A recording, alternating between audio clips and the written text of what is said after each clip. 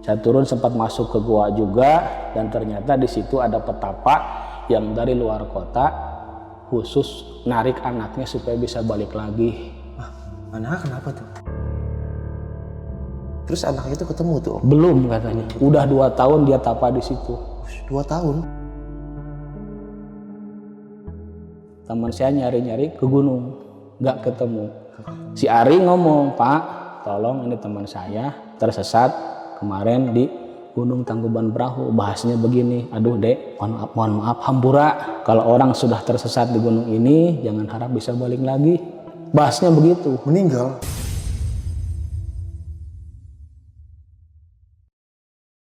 Assalamualaikum warahmatullahi wabarakatuh. Balik lagi sama gua, Badru Caps Lock. Kali ini sob, kita kedatangan nih salah satu warga ya dari cukup jauh. Ya betul, dari Bandung, Jawa Barat. Nah, beliau mau cerita nih tentang kisah pengalaman horornya. Waktu dulu dia berkunjung ke salah satu gunung yang ada di sana dan beliau sempat tersesat. Dan waktu tersesat banyak banget nih kejadian horor yang dialaminya. Oke, langsung aja nih kita kenalan siapa orang di samping gue ini. Halo Om. Halo. Siapa namanya Om? Saya Yudi Kusyadi. Yudi Kusyadi. Ya. By the way, Bandungnya di mana, Kang Yudi? Bandungnya di Bandung Barat, tepatnya di Cikalong Wetan. Oke. Halo warga Cikalong Wetan lagi. Cikalong Wetan. Cikalong Wetan, Bandung ya Om ya? Iya. By the way, dari Bandung kemari berapa pintu tol yang dilewatin Om? Pintu tol kayaknya banyak ya.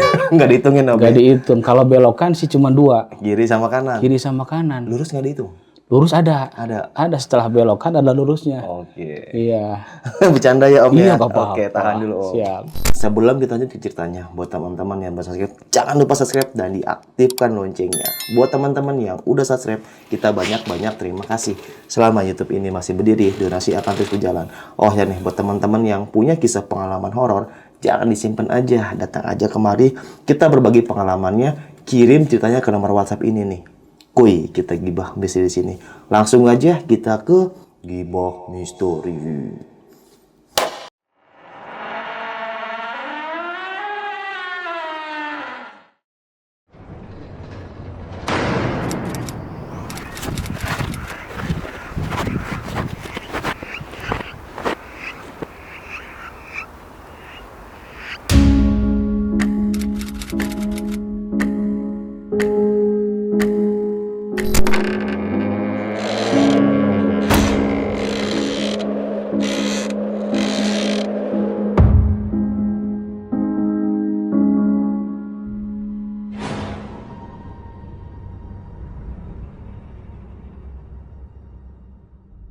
Gimana nih Kang Yudi, kisah pengalaman horornya nih Om?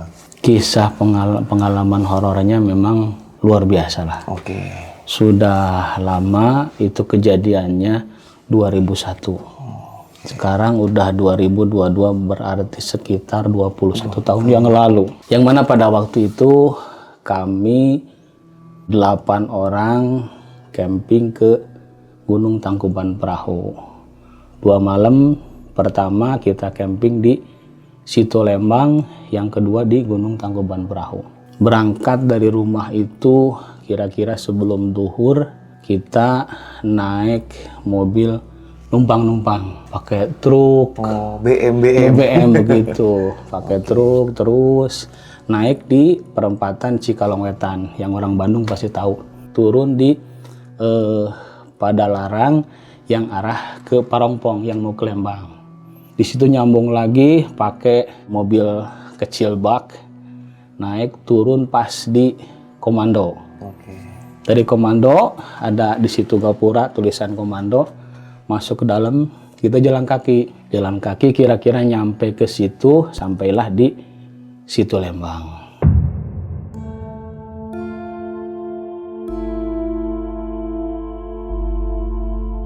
Nah, di Situ Lembang sudah banyak yang camping yang mau naik ke Gunung Tangkuban Perahu juga. Bermalamlah di situ. Di situ saya 8 orang. 8 orang.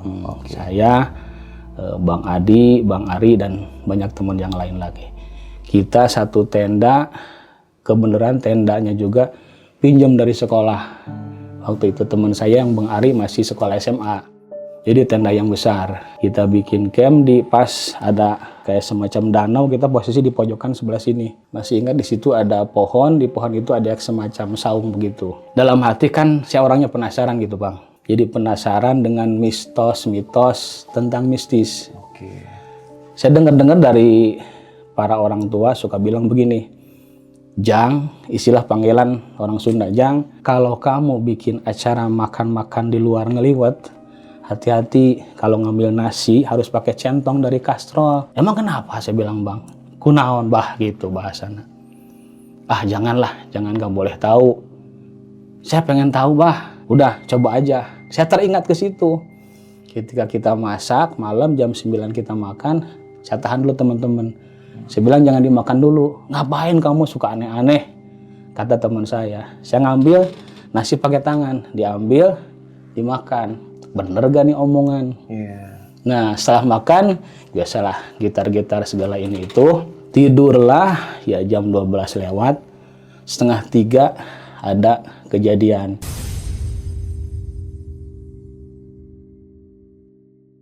Yang tahu persis kejadian itu namanya Bang Adi. Beliau sudah almarhum. Semoga saja diampuni segala dosanya, diterima amal ibadahnya. Amin. Dia mendengar di belakang tenda kan ada tungku. Kalau dulu mah nggak pakai kompor gas, pakai kayu bakar, Kayu kita cari bakar, sendiri ya. Alami bener. Jadi ketika itu si tempat masak itu bunyi brong-breng-brang begitu, kayak semacam diacak-acak. Saya dengar ada raungan kayak semacam harimau. Astagfirullahaladzim, saya bilang, apaan ini? Teman saya sampai ya panik lah seperti itu. Jadi biarin aja, besok paginya saya lihat tempat sudah acak-acakan, bahkan ada tapak kaki nginjak di sekitaran situ. Sekitar wilayah Iya, tenda. tenda. Ada bekas cakarannya. Oh berarti benar saya bilang. Berarti harimau yang jadi-jadian datang. Saya nggak ada rasa takut sama sekali waktu itu. Karena memang yalah maklum anak muda waktu itu ya. Nah singkat cerita setelah kejadian itu saya pendam dalam hati, gak usah dihiraukan lah yang itu. Tetap masih belum yakin dan belum percaya walaupun sudah ada kejadian. Iya, masih belum yakin lah. Masih tuh belum hati. yakin. Kira-kira jam 9 sebelum duhur kita naik ke gunung. Kita motong kompas, naik. Pada waktu itu nggak ada petunjuk jalan, kita semak-semak bikin jalan sendiri. Memang sih ada tanda yang diikat pakai tali rafia itu, belok ke sini. Cuman sebelum naik di pos diperingatkan sama penjaga waktu itu TNI kalau nggak salah. Apaan tuh Om diperingatin ya? Hati-hati dek kalau pada naik ke atas, jangan buang sampah sembarangan seperti itu. Jangan bertutur kata yang aneh-aneh. Terus hindari minum-minuman keras. Itu pada waktu itu di tas ya, mohon maaf jangan ditiru ya. Iya. Ini nggak benar. Nah itu. Ya Pak, nggak apa-apa. Terutama jangan ngomong kata-kata apa tuh bahasanya. Yang sompral itu. Gitu. Oke. Sompral. Jangan katanya. Oh siap Pak. Tapi dalam hati tetap kalau saya, Allah sama makhluk ini. Iya.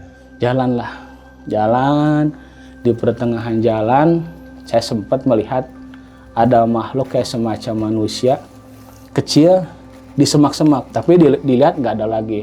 Sampailah di tower, tahu tower apa itu? Kita bikin camp dulu sebentar, masak lagi. Itu bentuknya yang Kang Yudi lihat anak kecil banget gitu. Anak kecil, hitam. Pakai baju. Pada waktu itu entah gimana, cuman kelihatannya hitam, anak kecil. Wallahu alam itu makhluk apa. Iya, iya. Saya diunjukin sama teman saya yang namanya Bang Ari. Itu katanya Mang, apaan ya? Dilihat udah nggak ada lagi. Masak di situ, makan. Setelah itu jalan lagi kita. Nah awal di situ. Gimana tuh? Kejadian memang banyak keanehan di situ. Apa yang disebut anehnya? Ketika jalan, tengah perjalanan teman saya yang satu namanya Bang Adi yang sudah almarhum itu. Oh iya, ingat awalnya disuruh gak boleh membunyiin radio sama si polisi si TNI yang di bawah itu. Dia pengen nyetel radio. Radio ada di tas saya. Jadi posisinya saya itu paling belakang karena dianggap saya itu paling sepuh lah, disepuhkan di itu dia. Paling tua. Pada waktu itu saya di belakang. Udah saya bilang kalau mau nyetel radio buka aja di belakang. Dia ke belakang saya, disetel gelombang ke dangdutan. Dia joget-joget. Teman yang depan sambil pada nenggak minuman ya gitu. Saya bilang, awas hati-hati, jangan terlalu mijah lah bahasanya orang Sunda. Ya katanya. Jalan lagi ke depan. Yang teman yang satu lagi, dia kebelet pengen buang air besar. Dilarang di bawah juga kalau mau kencing, mau buang air besar, kalau bisa jangan di hutan. Karena ini masih hutan larangan. Itu. Nah teman itu yang namanya Bang Dida, setelah buang air besar dia ngikut gabung lagi. Dilalahnya itu udah mulai sore lah. Cuaca jadi redup. Redup. Saya sama si Randy di paling belakang. Ini yang 6 orang di depan. Saya lihat di depan ada pohon. Batang pohon yang ngalangin jalan. Tapi kata teman setelahnya ngobrol, sebelah sini yang ada batang, yang ke kiri. Nah, mereka jalan ke depan berenam, saya ke kiri. Saya sampai ke bawah kok saya bilang, teman saya kok malah nggak ada. Saya turun, nyampelah ke, jadi antara gunung dan gunung. Jadi ini gunung Tangkuban Perahu, ini gunung Sunda. Jadi ada semacam selokan kayak gitu. Astagfirullahaladzim, kok saya bilang kok sampai ke sini-sini. Nah, saya jalan mengikuti air karena saya nyari cahaya. Yang terang itu sebelah sana. Pada waktu itu memang pohon masih lebat-lebat. Saya jalan mengikuti selokan. Udah gelap banget, saya naik ke tebing. Ketika naik, ketemu lagi jalan, malah muter. Kayak semacam apa? Obat nyamuk. Saya muter-muter ketemu titik botol minuman mineral itu. Iya. Saya bilang kesini lagi. Oh, jadi rombongannya kayak putar-putar gitu. Saya berdua, kan yang lain sudah turun. Iya, udah turun. Udah nyampe ke Tangkuban Perahu. Saya tersesat karena jalan ke kiri ini memang itu nggak ada jalan sebenarnya. Saya ke situ, saya muter-muter ketemu itu. Aduh, astagfirullahaladzim, ini udah botol.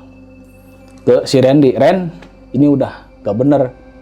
Kita istirahat aja. Waduh, Mang, kita terus aja.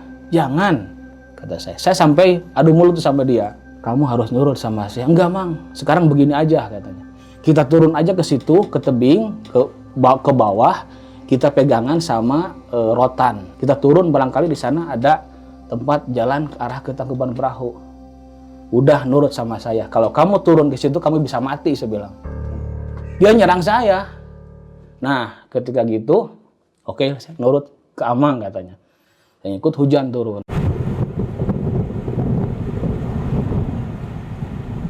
Ya Allah, ini saya bilang harus bagaimana, mana malam, mana di hutan. Akhirnya saya tidur di bawah pohon boros.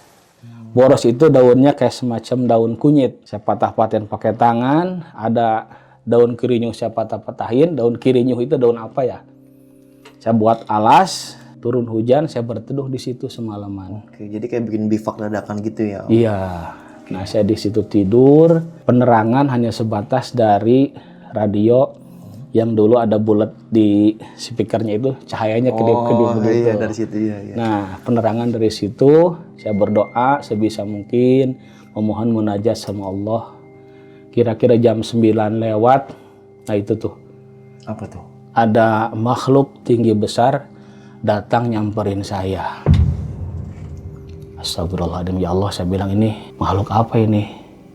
Jangan. Saya pasrah.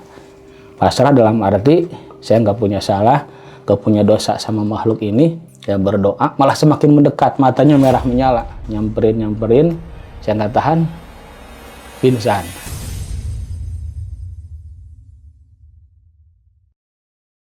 Oh, pingsan? Iya, tertidur di situ, sadar-sadar pagi.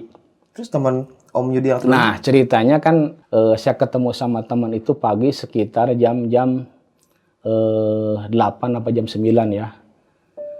Jadi saya keluar dari Kawah Jagal namanya. Kawah Jagal itu kawah larangan yang gak boleh dilaluin sama orang-orang yang suka yang camping naik gunung. Kan kita berpisah, saya ke kiri, dia lurus. Saya lihat arah lurus ke sana ada batang pohon yang rebah itu. Ke sini malah enggak. Nah, berpisah saya di situ. Jadi mereka itu nyampe ke sana kira-kira waktu maghrib. Terus laporan sama petugas yang ada di Tangkuban Perahu, mendatangi juru kunci, sampai diumumin di pengeras suara, nggak terdengar apapun ke atas. Padahal dekat itu Bang. Nggak terdengar sampai jam 12 malam teman saya nyari-nyari ke gunung, nggak ketemu. Si Ari ngomong, Pak, tolong ini teman saya tersesat kemarin di Gunung Tangkuban Perahu. Bahasnya begini, aduh Dek, mohon maaf, hampura. Kalau orang sudah tersesat di gunung ini, jangan harap bisa balik lagi. Bahasnya begitu. Meninggal? Iya. Bilangnya? Hilang, karena banyak kejadian. Oke. Sampai ada orang Kerawang, orang Jakarta pada waktu itu. Saya tahunya setelah saya ngobrol. Jadi kalau yang nyasar itu kebanyakan Nggak ketemu, makanya. Nah, dia nyari-nyari, teman saya ngomong begitu. Aduh Pak, bagaimana? Ya kita pasrah aja. Kita cari bareng-bareng. Setelah dicari kalau memang nggak ada, kita pasrah, memohon sama Allah. Apa yang kamu langgar katanya di gunung? Dikasih tahu nggak pas waktu naik katanya? Ya dikasih tahu Pak, ya mohon maaf lah, malum lah para anak-anak yang masih bandel. Siapa aja namanya? Dikasih tahu nama saya sama si Randy. Mungkin lah juru kunci tahu ilmunya. Kata juru kunci, udah tenang, insya Allah ada yang ngejaganya. Khodam. Ya alhamdulillah. Alhamdulillah, ya pagi saya keluar dari kawah jagal itu, di lalahnya itu, di situ terang, bisingnya di bawah itu kedengaran. Semalam nggak kedengaran. Oh, tapi pas pagi tuh kedengeran? Pagi kedengaran. Suara-suara orang-orang di bawah? Suara orang-orang di bawah, ramainya, riuhnya orang-orang ramai pada datang ke situ. Nah, pas turun, jadi posisinya itu gimana ya? Di situ ada pos, kalau sekarang mungkin masih ada atau enggak ya. Jadi ke pos itu ke kanan, naik ke bukit sedikit, di situ ada gua, tempatnya Dayang Sumbi, yang cerita Gunung Tangkuban Perahu itu. Saya turun sempat masuk ke gua juga, dan ternyata di situ ada petapa yang dari luar kota, khusus narik anaknya supaya bisa balik lagi. Anaknya kenapa tuh? Kan anaknya, dia lagi jalan-jalan ke situ katanya. Bareng sama orang tuanya, mungkin gak kekontrol, lagi asiknya ngambil foto abad bagaimana. Dia jalan ke pinggir pos yang arah ke kawah jagal. Nah saya di atas kawah jagal. Begitu. Terus anak itu ketemu tuh? Belum katanya. Udah 2 tahun dia tapa di situ. 2 tahun? Iya pada waktu itu. Karena di situ bahasa si juru kunci ada yang namanya si belang. Apa tuh si belang? Si belang itu sosok makhluk harimau yang penguasa hutan, tapi sudah jadi-jadian. Oh, jadi kayak makhluk gaib gitu ya? Iya. Harimaunya.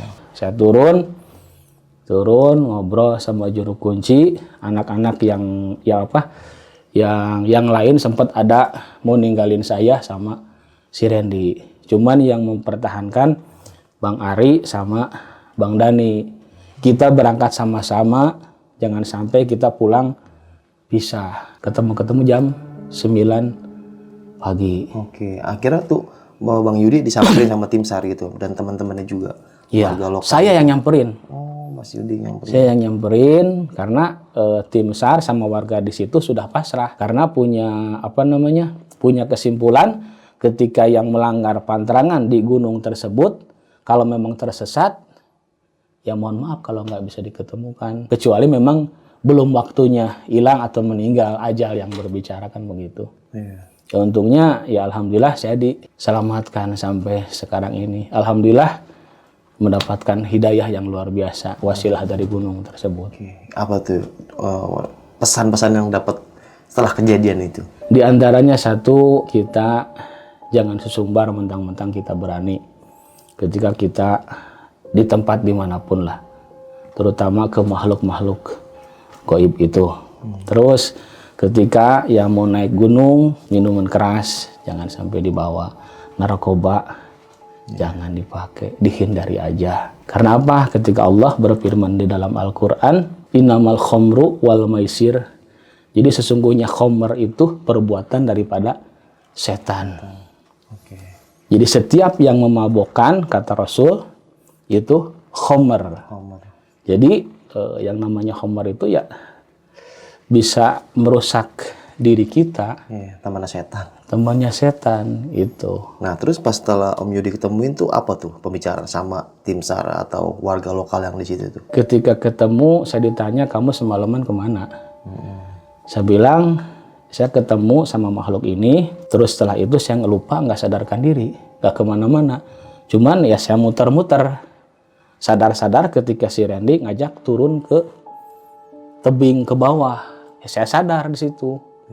Karena ya ketika turun ya pasti mati. Nah itu ditanya. Terus ngapain lagi? Nggak ada ngapain lagi. Nah terus setelah itu saya sampai, si Randy sadar. Aduh Mang, kamera saya ketinggalan katanya di atas. Kameranya?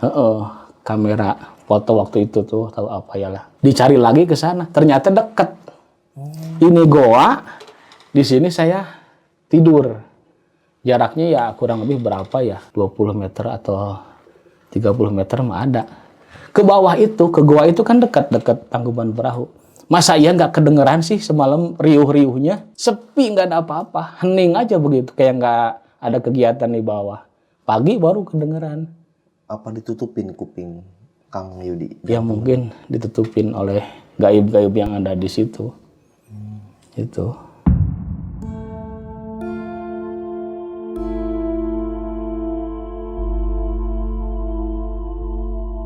Selang beberapa tahun kemudian, setelah camp ke Gunung Tangkuban Perahu, saya kan suka spiritual lah ya. Spiritual dalam arti kita sering berziarah ke makam-makam para aulia. Kebenaran di satu daerah wilayah Purwakarta, yang pasti orang sudah pada tahu, di situ ada patilasan Prabu Siliwangi. Saya berziarah ke situ bersama adik saya. Kira-kira berangkat dari rumah itu ba'da maghrib. Kita sholat isya di Gunung Hejo. Posisinya itu pas tol Purbalenyi kilometer 96. Saya motor ditaruh di kilometer 97, saya turun ke pinggir tol. Saking pengennya berziarah ke Eyang Prabu Siliwangi. Berjalan, nyampailah isya ke situ. Saya nyebrang jalan, pasti yang sering lewat ke arah Bandung ada di situ satu rumah. Sebelah kiri saya sholat isya di situ. Setelah sholat isya saya istirahat, ngopi-ngopi. Tanpa disengaja saya melihat ada orang di situ sedang duduk sambil merokok. Sendirian tuh? Sendirian dia. Kayak bingung, saya uluk salam, saya tanya-tanya. Saya iseng-iseng explore lah, saya bilang sekalian belajar explore. Saya bilang, izin bang, dari mana? Oh, saya dari seberang katanya. Dari seberang. Terus kesini ngapain? Berziarah. Boleh nggak ngobrol-ngobrol? Ya boleh. Yang ngobrol saya tanya dari mana. Dia cerita. Dia bermimpi katanya. Dia datang ke situ itu melalui mimpi. Mimpi katanya didatangi seorang kakek-kakek pakai ikat warna putih, pakai baju putih dan bawa tongkat. Nah si kakek itu berpesan kepada si anak ini, sebutlah si Jahil ya. Jahil, kamu harus datang ke Jawa Barat, tepatnya ke Gunung Hejo. Ngapain? Ya kamu harus ke sana. Di sana kamu harus berziarah katanya. Diikutinlah sama dia. Nah sekarang kan zamannya Facebook segala ini itu, dia kebetulan punya teman dari Bandung. Dia seorang supir pribadi bos. Ya kontakkan sama dia, bikinlah janjian. Terus dia curhat tentang mimpinya. Sama teman yang di Bandung diarahin, bukannya ke tempat yang bagus, malah tempat yang nggak bagus. Gimana tuh tempat nggak bagus? Nah maksudnya begini, ketika ngobrol, Kang, saya pengen ke Jawa Barat, ke suatu gunung. Ada nggak di Jawa Barat gunung ini? Ada, itu Gunung Hejo.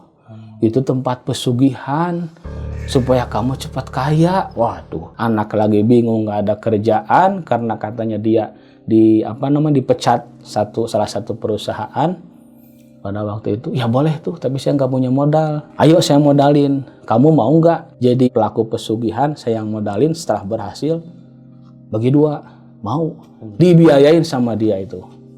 Terus kan? Datanglah dia ke Gunung Hejo. Awal dia mampir dulu ke daerah Jogja katanya, nemuin teman sekuliahnya.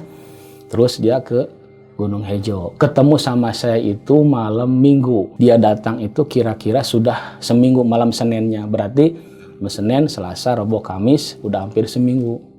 Dia sudah melakukan ritual di malam Jumat. Ketemu sama saya tanya, kamu jauh-jauh dari sana ngapain? Hanya sebatas mimpi aja? Gak, saya pengen berzaroh. Tapi dalam batin saya, wah ini orang nih. Jangan. Karena di situ memang ada salah satu tempat yang disalahgunakan untuk para pelaku-pelaku pesugihan yang dimanfaatkan oleh orang-orang yang nggak bertanggung jawab. Di situ dia ngomong nggak jelas, akhirnya saya pancing. Udah, mau nggak jalan-jalan malam, saya bilang, sambil eksplor ke Gunung Tiga. Oke, katanya, siap. Kebenaran malam Minggu ini saya nggak ada kegiatan. Naik ke Gunung Hejo juga, sekarang melibur, paling besok malam Senin. Karena hari Minggunya saya harus puasa. Oke lah, saya bilang. Adik saya kontak. Ayo bawa, saya bilang. Dibawalah, kira-kira jam 12 malam saya turun ke Gunung Tiga. Jadi Gunung Hejo sebelah kanan, arah ke Bandung. Gunung Tiga sebelah kiri. Gunung Tiga itu, di situ ada salah satu gunung, ada goa di situ tempat siluman ular.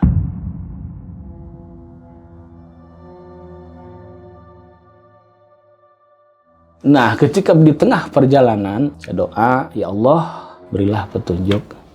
Anak ini sebenarnya tujuannya apa datang ke sini? Saya kirimin Fatihah si anak ini. Kirimin Fatihah. Di lalahnya dia mengaku bahwa saya datang ke sini ini mau melakukan pesugihan. Wah, keremet saya nih. Waduh, astagfirullahaladzim. Kerjaan siapa ini, saya bilang. Kamu beli apa aja, habis berapa? Dari kapan kamu datang ke sini?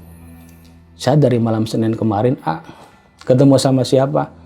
Saya diarahin teman saya menemuin salah satu juru kunci pada waktu itu. Dipinta uang, kamu berapa?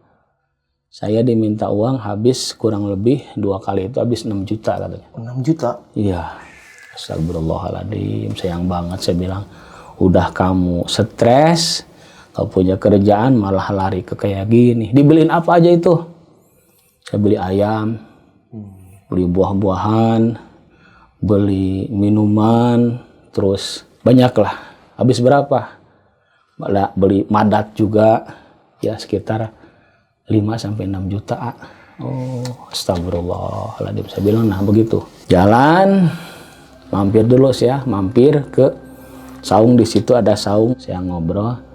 Dia hampir mau kerasukan. Karena sudah pertengahan perjalanan, dia sudah berjanji, bersumpah, sudah memberikan sesajen di situ. Diyakini bahwa dengan pemberian sesajen dia akan berhasil dengan urusan duniawi. Jadi si iblisnya sudah merasuk ke dia. Dia sampai menggerem segala. Saya berdua sama adik saya. Gimana tuh pas dia masukan kayak gitu, Kang? Dia sampai melotot ke saya dan ke adik saya. Sama adik saya, ayo, kamu mau ngamuk sejadi-jadinya, ayo. Kamu ini iblis, katanya. Ayo, katanya. Dia melotot, saya pegang. Sebisa-bisanya saya berdoa, dinetralisir lah istilahnya. Dinetralisir, masih ngamuk-ngamuk, saya pegang berdua. Dia berontak-berontak. Saya pegang. Ya, ada salah satu doa, dikeluarin, dia lemas. Sadar lagi, pegang lagi, dikeluarin lemas. Terakhir, kakinya ini sakit. Yang kiri. Itu pas sudah sadar itu, Kang? Udah sadar tapi masih ada keluhan. Iya. Percaya atau tidak, ketika si iblis sudah merasuk ke salah satu orang, dia sudah yakin ke iblis akan memberikan sesuatu, kan udah musyrik larinya. Iya. Dia udah merasuk ke tubuhnya. Secara tidak langsung saya di situ perang atau berantem dengan makhluk gaib yang namanya iblis laknatullah. Nah, selainnya sakit, pegang sama desa dikasih minum air doa, dia lemes terkapar sampai subuh. Jam 4 saya baru jalan dari situ. Itu Kang Yudi temenin dia pas dia pingsan? Temenin, saya tungguin karena saya tanggung jawab. Ini orang sudah hilap, dimanfaatin sama orang-orang yang gak bertanggung jawab. Kayaknya saya tungguin. Saya tungguin di situ. 3:30 dia sadar, dia ngomong lapar. Saya ada nasi, 1 bungkus saya kasih makan. Saya merokok. Gimana sekarang, Bang, sekarang? Enak kan? Alhamdulillah, katanya, saya enak. Tadi ketika ngobrol sama AA, perasaan saya ngap, pengen marah, tapi saya nggak bisa, hanya sebatas berontak-berontak seperti itu. Sekarang gimana? Iya, kamu mau saya syahadatin? Saya bacain 2 kalimat syahadat. Pada waktu itu, pas kira-kira subuh, datang saya ke juru kunci yang asli.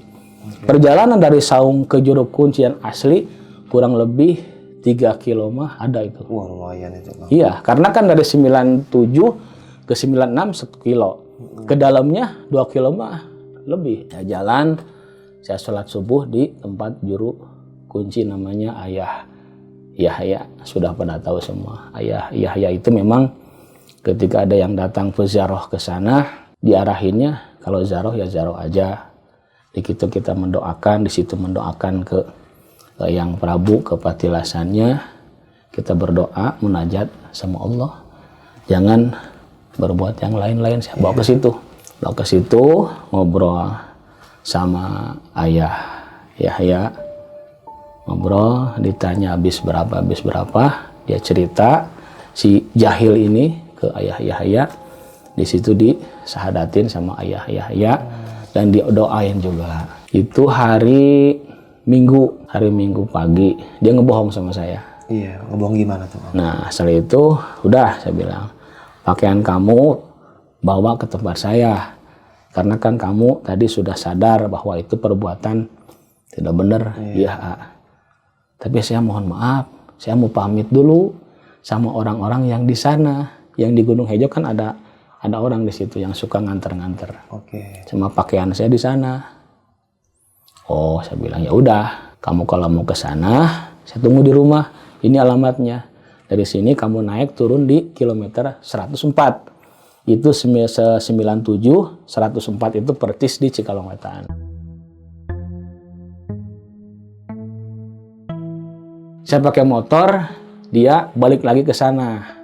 Saya kasih alamat itu ya, kasih alamat turun kamu di 104. Saya pulang, jangan lewat jam 9, saya bilang. Iya, itu kira-kira jam setengah 7 apa jam 7 lah. Setelah dari si Ayah Yahya pulang, dia balik lagi ke tempat Gunung Hejo, ada persinggahan lah di situ. Balik lagi, saya tunggu sampai siang, nggak ada, sore nggak ada. Saya ada dapat telepon dari pacarnya. Pacarnya si jahil Pacarnya itu? si jahil itu. Gimana tuh? Dapat telepon, ya mungkin nomor saya sudah dikasih sama si dia. Dia telepon ke saya, Assalamualaikum Pak, katanya. Saya siapalah, namanya lupa lah. Saya nih temannya, katanya. Boleh dikatakan pacarnya. Tolong emang kenapa? Itu si abang katanya ngomong ke saya, naik lagi ke Gunung Hejo. Astagfirullahaladzim. Naik lagi? Iya, dia balik lagi ke atas. Karena kan pertama malam Jumat. Iya. Ritual yang kedua malam Senin. Saya pikir setelah ketemu sama saya syahadatin, udah selesai. Tobat gitu. Tobat lah intinya. Ternyata dia balik lagi, naik lagi. Astagfirullahaladzim. Saya waktu itu, saya bilang, Pak, ya udahlah. Saya bilang, insya Allah saya bantu. Kemungkinan saya habis Isya baru jalan ke sana. Ya karena memang ya lumayan jauh. Ya udah Pak, terima kasih. Kira-kira jam 8 apa setengah 9 saya jalan naik motor bertiga sama teman saya yang satu lagi Kang Emul, atau 2 motor. Bertiga jalan ke sana, mampir dulu ke bank siapa di situlah parkiran. Saya naik di tengah perjalanan saya ditelepon lagi sama si pacarnya si jahil ini. Pak, cepet Pak, katanya, cepet.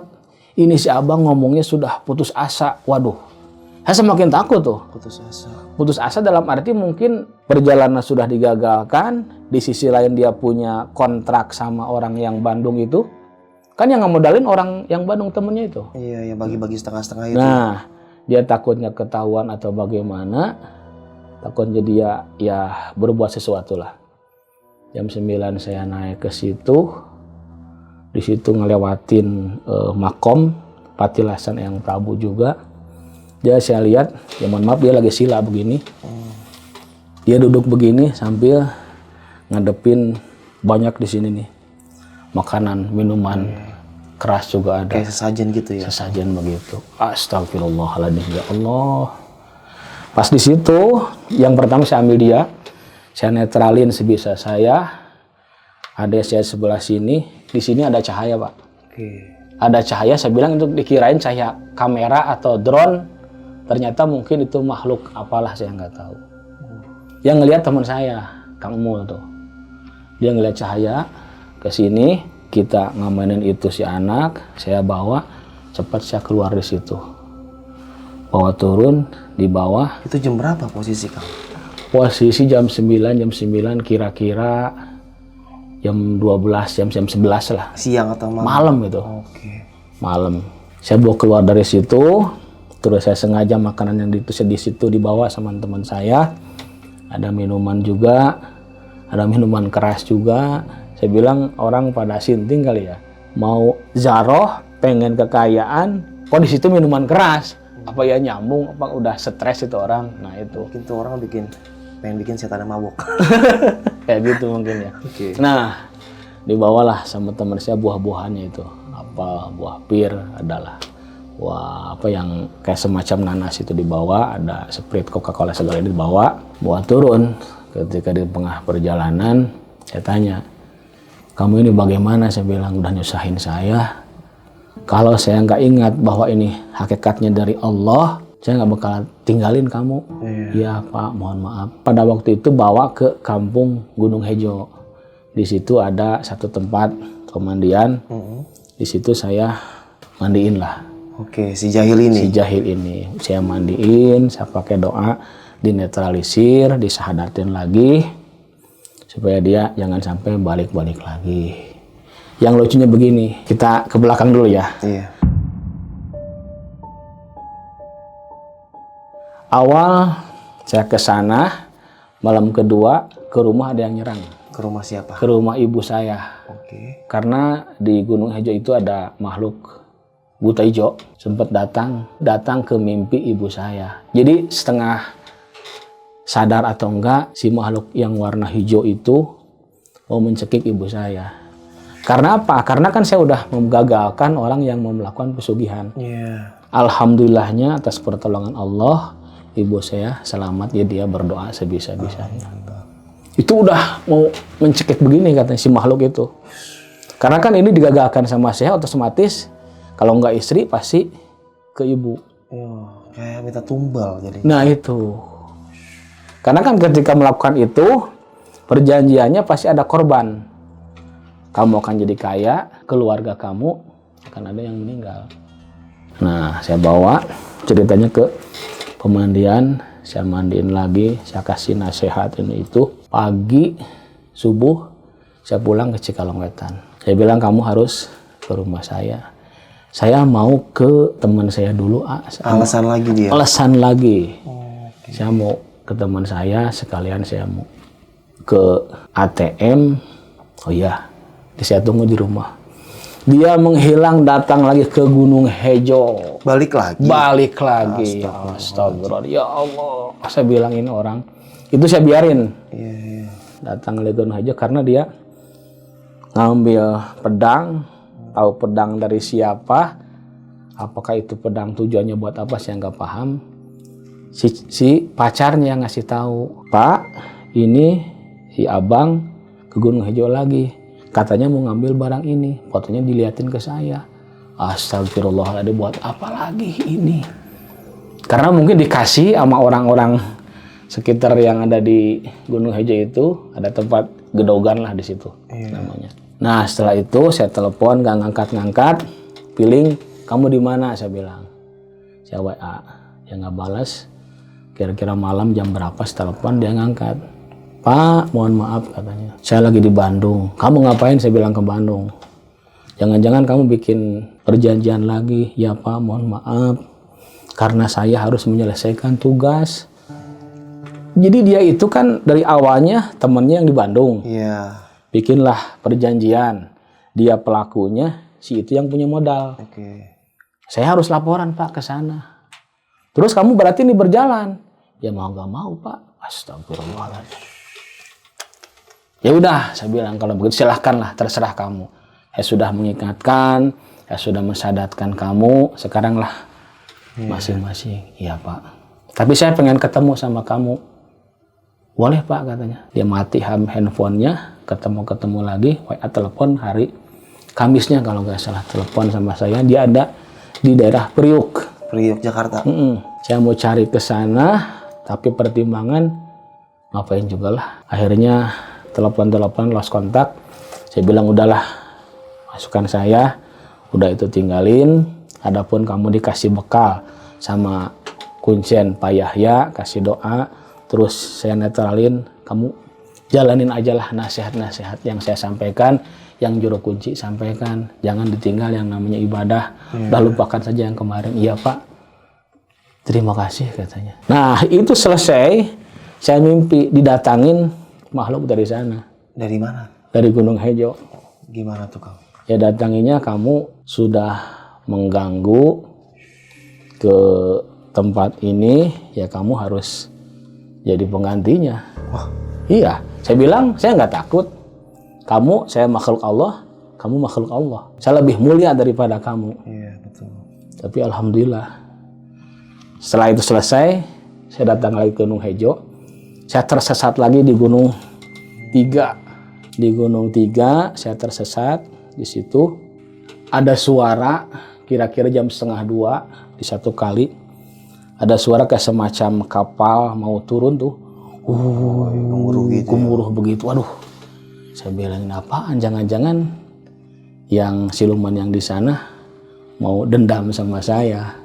Tapi alhamdulillahnya ya sampai sekarang alhamdulillah diselamatkan. Bahkan mungkin jadi PR buat saya pengen di Gunung Hejo sana jangan sampai ada yang memanfaatkan tempat buat melakukan hal-hal ritual pesugihan-pesugihan. Karena yang namanya di situ kan ada yang dipakai suka pesugihan itu tempatnya gedogan namanya. Apa tuh Kang? Jadi gedogan itu tempat di situ namanya gedogan. Jadi di gedogan itu tempat orang melakukan pesugihan. Jadi ini makam, makom bukan makam. Sebelah sana ada tempat yang namanya gedogan. Saya di situ pernah nemukan kertas ada tulisan-tulisan pakai Latin permohonan kepada siluman. Astagfirullah. Sampai segitunya Bang. Nah ada suara seperti itu saya nggak takut lah, intinya jangan sampai itu tempat dipakai buat ya gak bener lah, miris. Ini belum selesai, maksudnya belum selesai itu di Gunung Hejo, di Gunung Tilu atau Gunung Tiga masih banyak misteri-misteri yang sangat luar biasa. Walaupun saya mendapatkan ancaman dari makhluk gaib, saya nggak takut lah.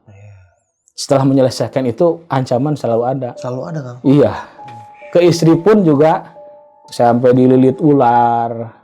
Mungkin mereka marah kali ya karena Kang Yudi udah menggagalkan kerja sama dia. Iya. Sekutu. Gila, bersekutu sama setan apa enaknya gitu kan. Nah itu dia. Tapi sekarang Kang Yudi udah lost contact sama orang itu.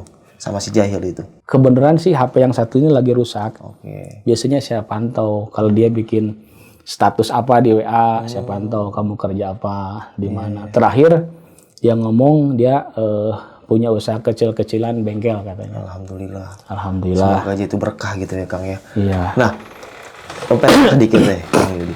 Kalau orang pesugihan kayak gitu, misalkan nih Kang ya, berhasil nih Kang. Setelah datang ke tempat yang katanya ritual ya, banyak iblis atau setan yang bisa ngabulin doanya dia gitu kan. Berhasil nih kaya nih Kang. Itu duitnya itu bener duit atau lu gua kasih duit nih? Atau lu udah usaha bisnis nanti bisnis lu berhasil. Banyaknya seperti apa sih Kang? Yang Kang Yudi tahu? Ya setahu saya memang sih itu uang memang uang. Berlaku juga. Cuman di situ ada kayak semacam kontrak lah. Dalam arti kontrak begini. Kamu akan kaya sekian tahun. Tapi setiap tahun kamu harus tukar dengan taruhan nyawa. Oh nyawa? Iya. Ya mau tidak mau anak, ibu yang disayangin sama si pelaku ini pasti diambil. Diambil juga ya? Meninggal entah apa. Atau bisa musuhnya. Musuh gimana? Musuh persaingan bisnis. Oh. Tergantung kesepakatan dari awal. Iya, iya. Ada di sana itu yang melakukan pesugihan itu yang dikasih makan ikan. Ada yang dikasih informasi aja. Dalam arti, gak apa-apa umpama anak kesayangan kamu meninggal. Ada. Ada. Ngeri lah, jangan sampai naudzubillah subhanallah. Astagfirullahaladzim, jauhkan lah ya Kang ya. Iya. Nah Kang Yudi, mungkin sekian kali ceritanya ya. Iya. Nah mungkin bagi teman-teman yang penasaran nih sama Kang Yudi, langsung aja mampir ke deskripsi. Nanti Kang Yudi juga punya channel YouTube. Dan Kang Yudi ini sering buat ekspor tempat yang lumayan horor dan menarik banget buat disimak. Langsung aja, linknya ada di deskripsi. Nah Kang Yudi, terakhir nih, punya pesan-pesan nggak buat teman-teman di rumah nih tentang masalah bisnisnya yang kadang udah sih pesugihan aja, bersekutu dengan setan, uang segalanya. Katanya kan gitu Kang ya. Punya pesan-pesan nggak buat menghindari itu Kang? Jadi sebenarnya sih banyak rugi lah. Iya. Dalam pemikiran si untung dari enteng, dalam arti kerja nggak seberapa, hasilnya lumayan gede. Pesennya di dunia ini hanya sebatas sementara dan numpang lewat saja. Betul. Ketika yang namanya manusia mati, akan dimintai pertanggungjawaban di hadapan Allah Subhanahu wa Ta'ala. Lain halnya dengan hewan. Ketika kambing, sapi, dan yang lainnya setelah mati aja. Selesai. Tapi manusia ketika mati, kamu punya harta dari mana? Dibelanjakan untuk apa? Keluarga kamu dikasih makan, uangnya dari mana? Ada hisabnya ya. Hisabannya itu. Terus di dunia lah. Hanya sebatas numpang lewat, janganlah.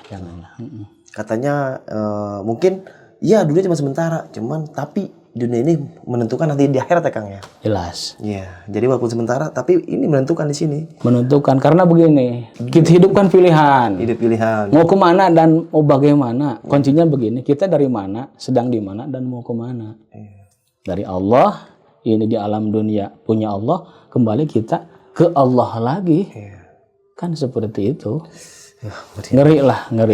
Buat apa kaya kalau hasil nyupang, hasil pesugihan, nggak berkah itu. Nggak berkah. Bersekutu dengan apalagi bersekutu dengan siluman ular. Aduh. Itu ada hubungan badan dengan ular tersebut. Ntar setelah matinya, belum waktunya ajal, dia sudah mati duluan karena ada perjanjian. Dia gak nyampe ke Allah, dia bahasanya lakon gawe. Astagfirullahaladzim. Pesannya satu aja, itulah, hindarilah yang kayak gitu. Tingkatkan keimanan, ketakwaan kepada Allah Subhanahu wa Ta'ala. Adapun kurang-kurang sedikit urusan bisnis, kita kan diperintah ud'uni astajib lakum. Berdoalah kepada Allah maka Allah akan mengabulkan. Tinggal begitu. Uang banyak bakal sehari habis enggak, yang dimakan satu suap kan begitu. Cuma nafsu saja. Nafsu itu yang susah tahan itu. Selalu pengen memiliki. Itu hasrat. Keinginan yang memang salah lah. Iya, Oke sob, mungkin sekian kisah pengalaman yang dialami sama Kang Yudi ini. Bisa kita ambil segi positifnya, buang jauh-jauh negatifnya. Jadi balik lagi ya buat teman-teman yang di rumah, semangat dalam mencari rezekinya, semangat dalam berusahanya, dan semoga teman-teman di rumah dalam keadaan sehat walafiat dan dilindungi dari segala mara bahaya, dijauhkan dari segala mara bahaya, dan jangan lupa mandi pagi. Dan tetap berjuang. Yuk semangat para pejuang keluarga. Oke, sampai jumpa di kisah selanjutnya. Bisa nambahin? Supaya lebih berkah. Dan tempat ini supaya lebih berkah lagi. Alangkah baiknya kita bersolawat dulu.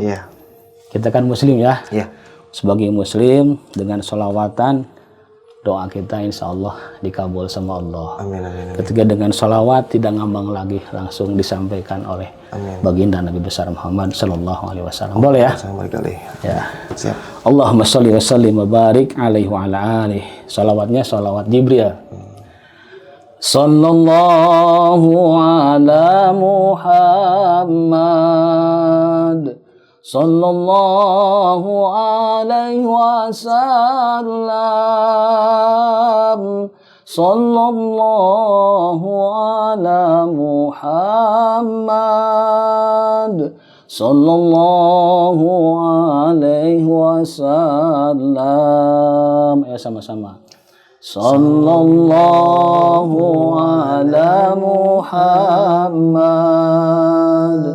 Sallallahu alaihi wasallam. Sallallahu ala Muhammad. Muhammad sallallahu alaihi wasallam. Allahumma sholli wa sallim wa barik alaihi wa ala alihi. Semoga saja dengan dilantunkan, dibaca sholawat, kita mendapatkan keberkahan dan mendapatkan syafaatul uzma dari baginda Nabi besar Muhammad sallallahu alaihi wasallam. Udah, sama sekali. Wah, subhanallah, merinding sob. Oke, sampai jumpa di kisah selanjutnya.